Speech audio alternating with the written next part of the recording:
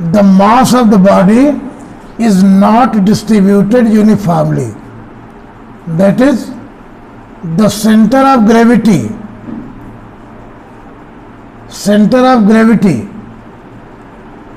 is not at its central point.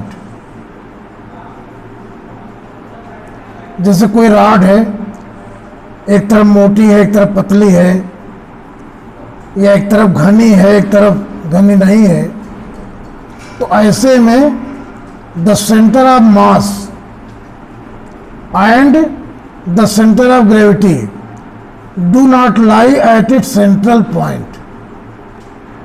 Center of mass means the point where the total mass of the body may be assumed to be concentrated. And in the definition of center of gravity, in place of mass, you will write weight. The point at which the total weight means the force of gravitation applied by the earth on the object, that is weight. Weight of the body may be assumed to be concentrated at a point. That point is called the center of gravity.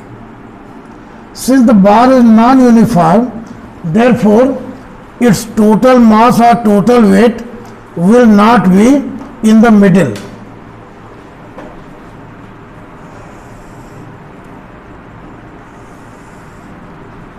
This is the rod of length 2 meter. Its center of gravity lies somewhere here. This distance is given d, so definitely this will be 2 minus d. यहाँ d metre लिखना चाहिए. Let this point be, ये point भी given है कि नहीं? नहीं. The weight of the body is W and this point is G. There are two walls. Diagram has already been given in the question.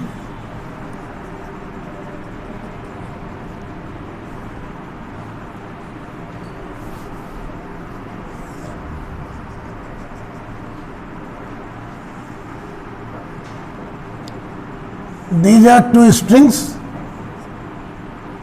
Their tensions are, string has always a tension T1 and T2. This angle is 36.9 degree and this is 53.1 degree.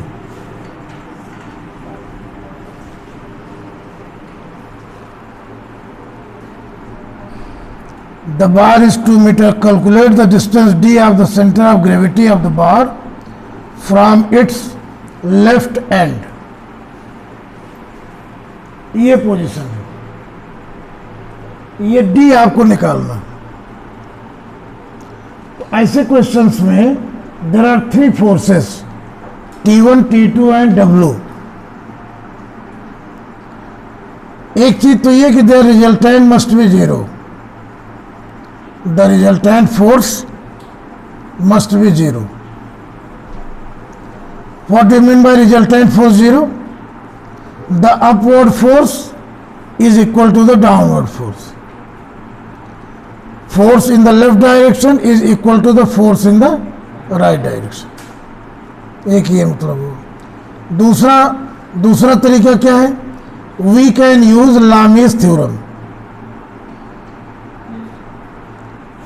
I have explained you Lami's theorem, but Lami's theorem is applicable only when the 3 forces are acting at the same point.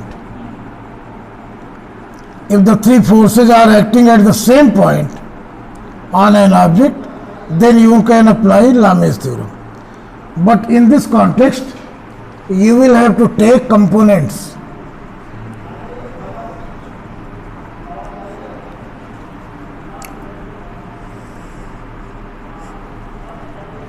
Start your work.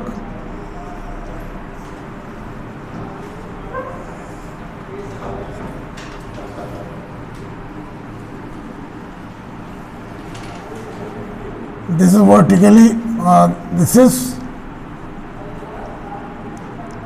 alternate angle, so this will be T1 sine or cos, sine 36.9 degree.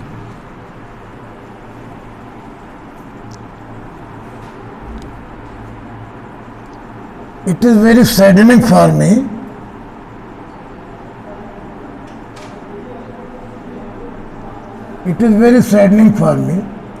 You said T1 sine 36.9 degree. Although it is not correct, but no one contradicted. It is very shameful for all of you. कई बार ऐसा होगा कि मैं गलती से गलत लिख जाऊंगा, और कई बार ऐसा भी होगा मैं जानबूझ के गलत लिख जाऊंगा, just to check whether you know the correct formula or not, correct position or not.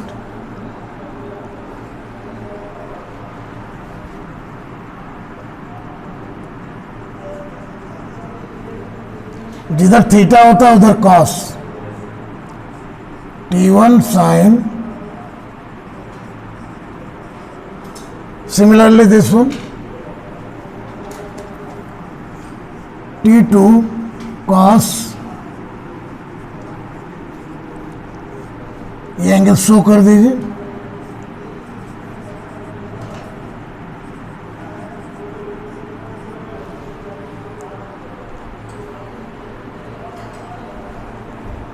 लिखिए, since the rod is in equilibrium, the rod is not rotating, therefore we shall take only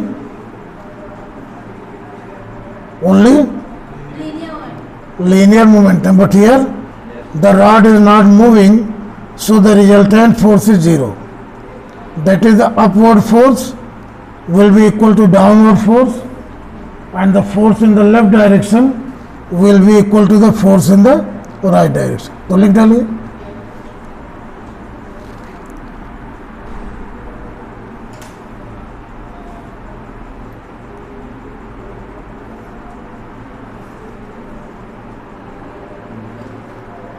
आपने बेटा क्या नाम बताया था?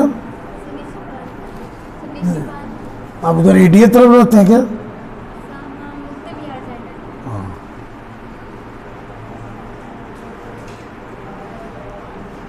It will be equation number 1, T1 cos 36.9 degree plus T2 cos 53.1 degree is equal to W. यहां से value place करिए और T1 into 4/5 plus T2 into 3/5 is equal to W.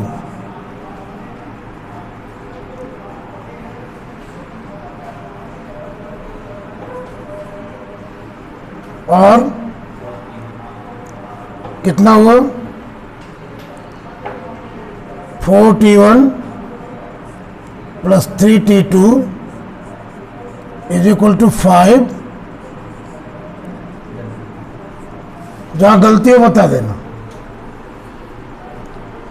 4T1 plus 3T2 is equal to 5W. The force in the left direction is equal to force in the right direction. So T1 sine 36.9 degree will be equal to T2 sine 53.1 degree, और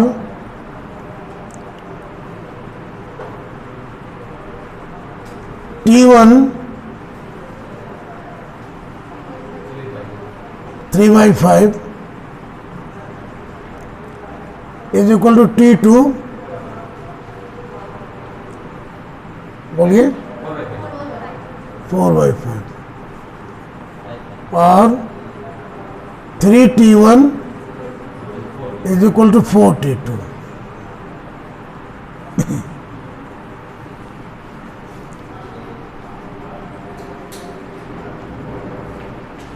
ये हो गया। यहां से आप चाहें तो ऐसे कर लीजिए और T1 is equal to 4T2 by 3.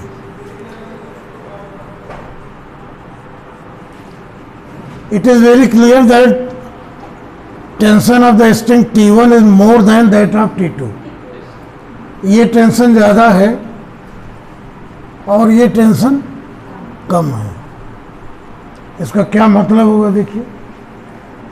अब देखिए आपको तो ये पोजीशन लेनी है और इन दोनों इक्वेशंस की मदद से T1 और T2 आप निकाल सकते हैं। But in question,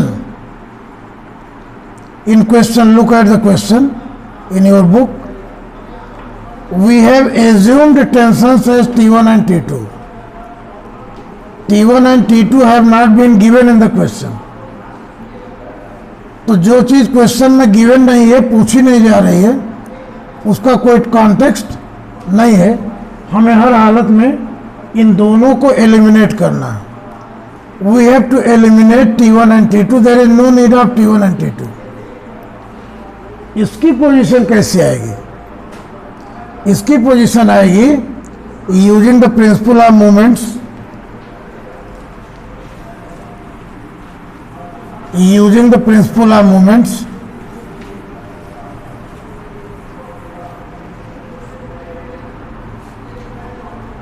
हाँ भाई, अब आप राइट हैंड लीजिए अपना और थंब यहां पे रखिए जी पे, थंब रखिए जी पे वर्टिकली ऐसे रखिए और ये फिंगर्स को आप T1 cos 36.9 की डायरेक्शन में घुमाइए। अब पूरा सर्किल बना दीजिए, ये अंगूठा ना हटे यहां से।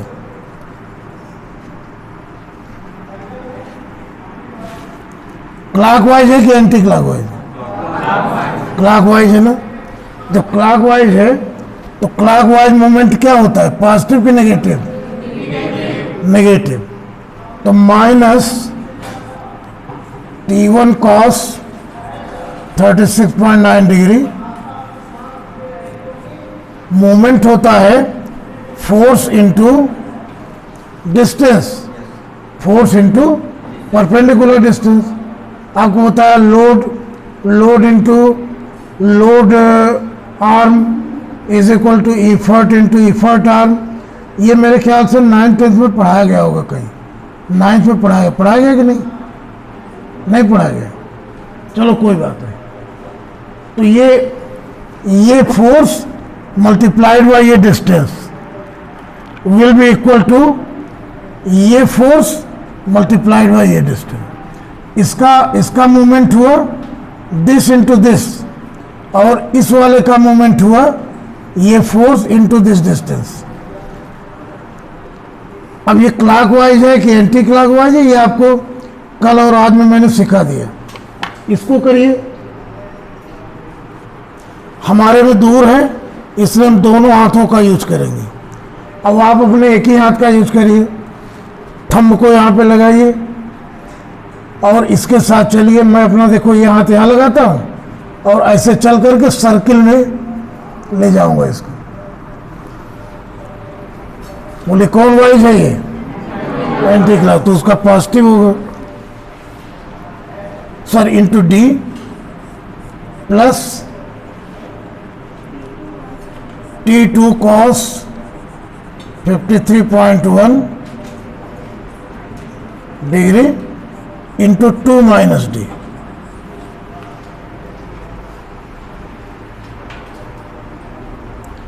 ये जो माइनस है इसको राइट में ले जाइए या ये वाला राइट में कर दीजिए और T1 cos 36.9 into D is equal to, ये भी उधर जाएगा, नेगेटिव हो जाएगा, negative negative cancel, T2 cos 53.1 degree into 2 minus T. Sine cos की दोनों वैल्यू यहां से रखिए और T1 की वैल्यू वहां से रखिए।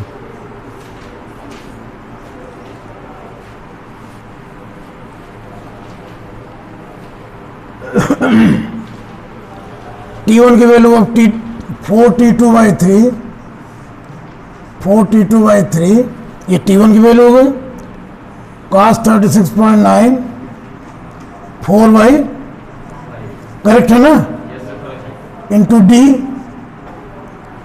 Is equal to T2,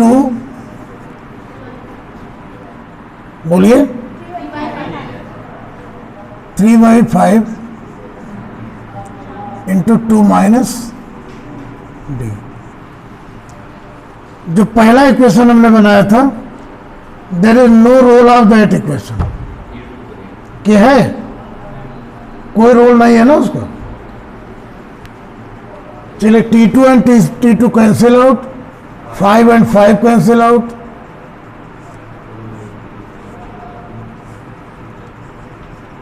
(16D/3) is equal to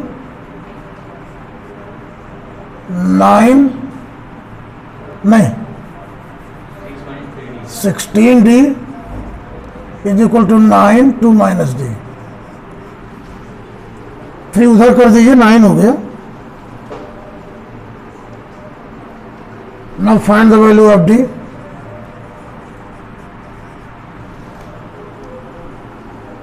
numerator denominator में 4 से मल्टीप्लाई कर तो क्या हुआ, 72/100, तो 0.72 metre. There was no use of first equation.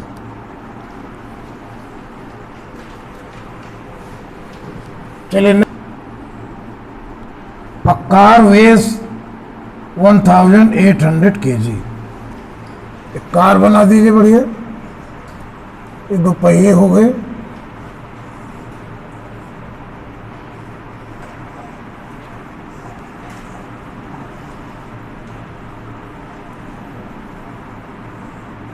Low car बन गई।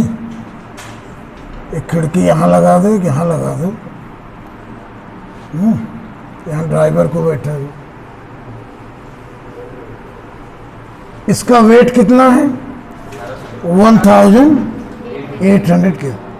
The distance between its front and back axles is 1.8 metre. ये डिस्टेंस कितना है, और क्या कह रहे हैं, its centre of gravity is 1.05 metre behind the front axle. ये फ्रंट एक्सिल है,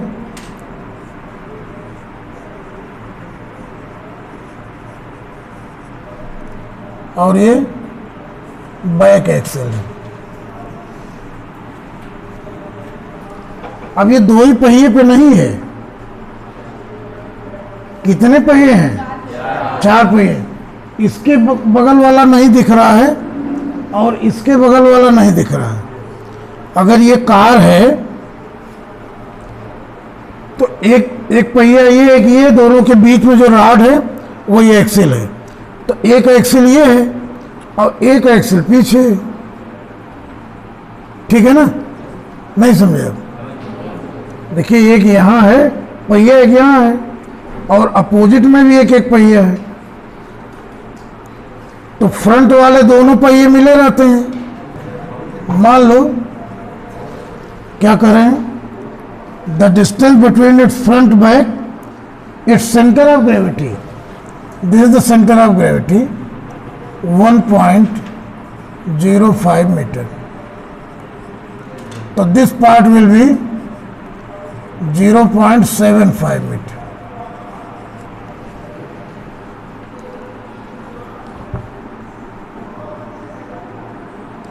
Determine the force exerted by the level ground on each front wheel on each front wheel, axle पे नहीं पूछा है, एक एक व्हील पे पूछा है। तो कैसे करेंगे? आप मान लीजिए ये इसका हो गया, the force exerted by the level ground, मान लीजिए ये N1 हो गया और ये हो गया N2, और इसका वेट हो गया 1800 kg। Now the figure is complete.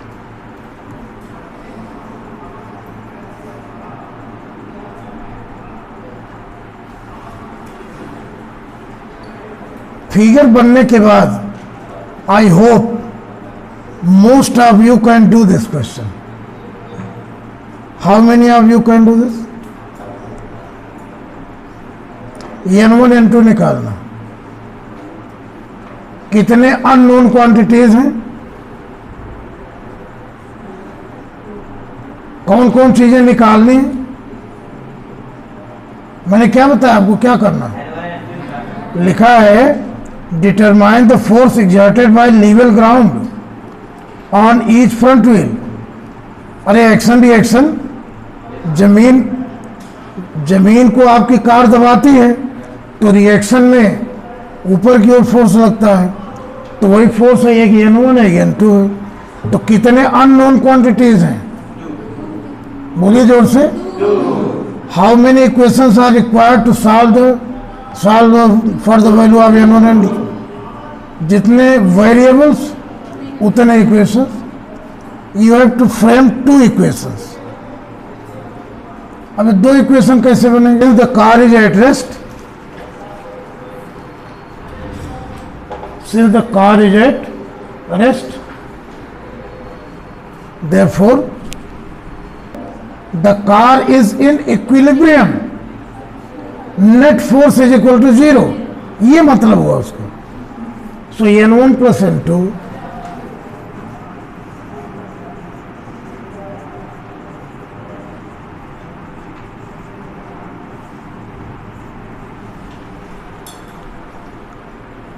अब दूसरा, this point is G,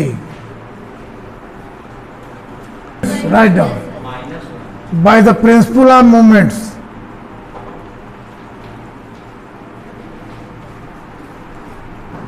taking moments around the centre of gravity, taking moments around the centre of gravity, जो फोर्सेस G से होके जाएंगे उनमें कोई मूवमेंट नहीं होगा, because the distance is 0।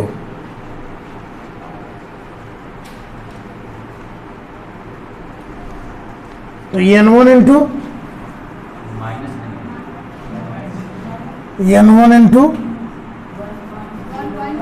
Minus N1 into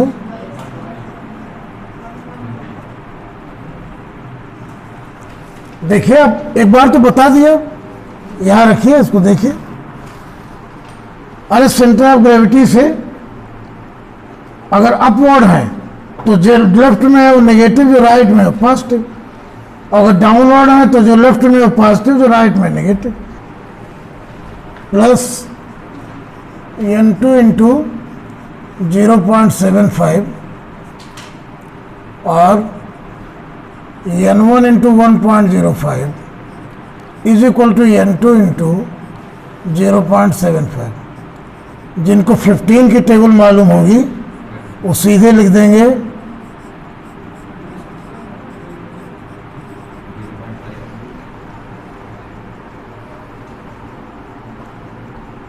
ठीक है। Similarly as we had done earlier, N1 is equal to 5 N2 by 7।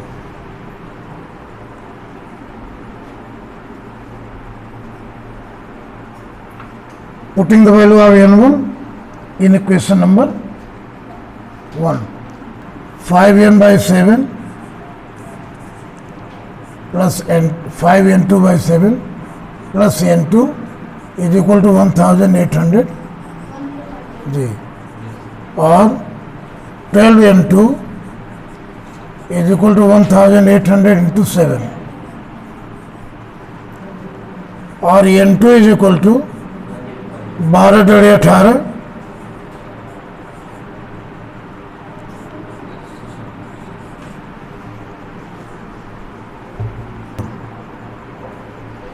n2 क्या है?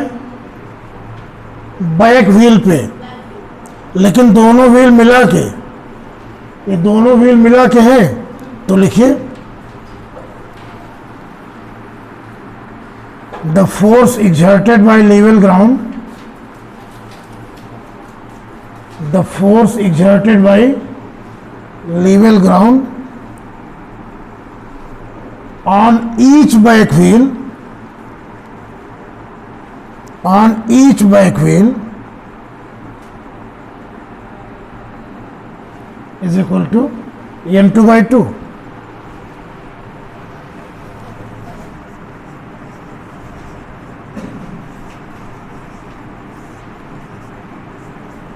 $75 into 7g, 7 पौने 5.25,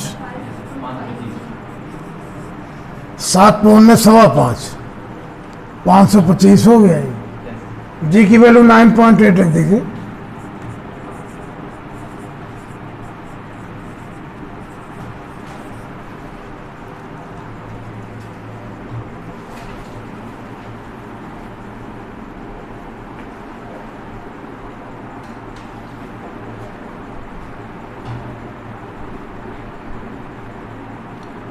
करीब करीब 5000 आएगा।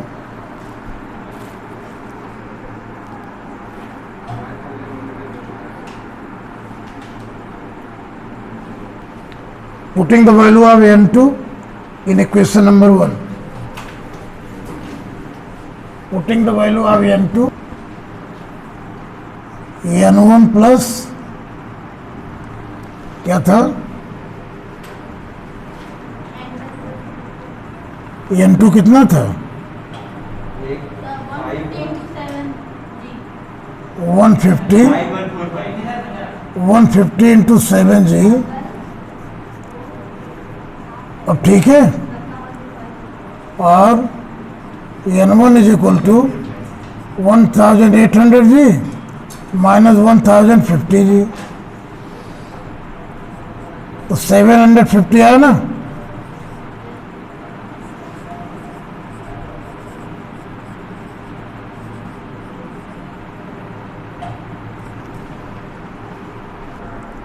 Force exerted by the lever ground on each front wheel. Force exerted by the level ground on each front wheel is equal to n1 by 2. Next one.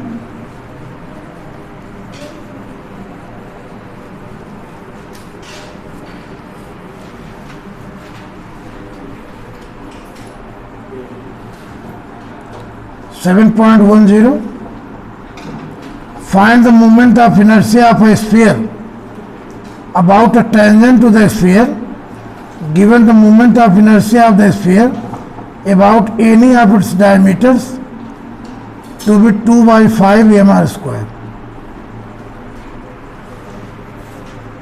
This is a sphere.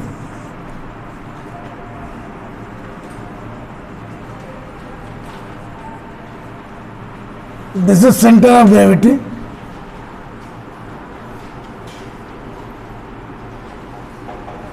And this is diameter AB. Moment of inertia of the sphere about its diameter AB. I1 is equal to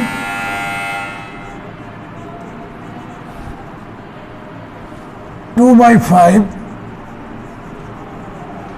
mr square). 2 by 5 mr square. अब question है कि find the moment of inertia about a tangent to the sphere. Suppose this is tangent.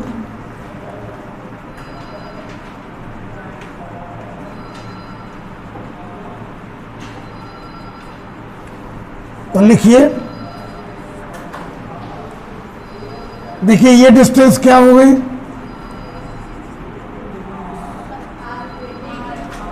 Are हो गई ना। मैंने आपको theorem of parallel axis ये पढ़ा है और उसका यूज भी आपको बताया, 2-3 एग्जाम्पल दिया था मैंने। सेंटर ऑफ ग्रेविटी के about moment of inertia about an axis, जरा वर्ड ध्यान में लो भाई, लिखने में गरीबी आ जाएगी। Moment of inertia about an axis passing through the centre of mass, centre of gravity है, सेंटर ऑफ मास भी है, इज इक्वल टू 2/5 mr²। अब अगर कोई एक्सिस इसके पैरेलल में है,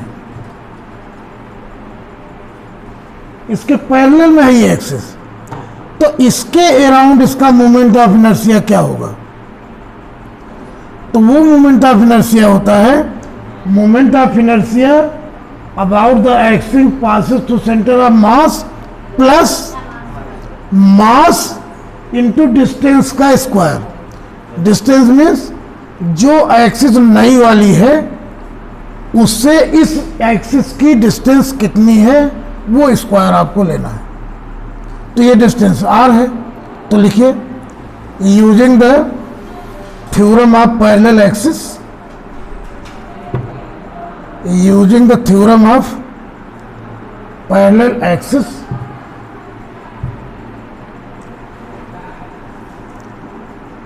comma moment of inertia of the sphere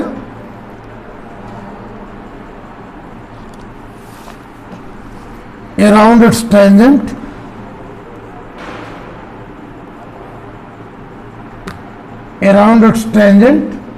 CD,